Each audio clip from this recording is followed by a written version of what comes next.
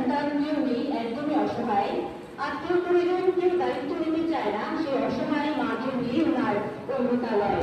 এই অমৃতালয় আশ্রমের সূচনা 2020 সালে। আশ্রমের ঠিকানা Udaipur, Udaipur near science city. সেখানে বর্তমান মায়েদের সংখ্যা রয়েছে 12 জন।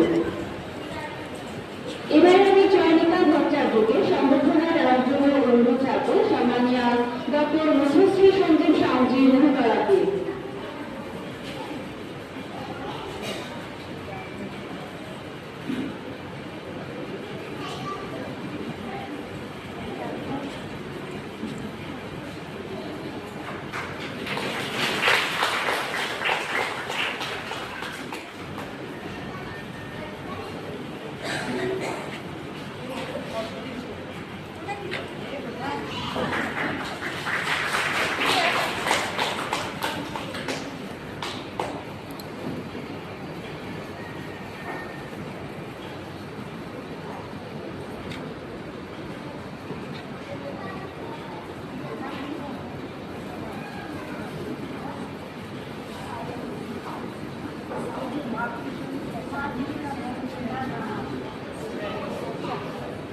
ধন্যবাদ মহোদয়াকে।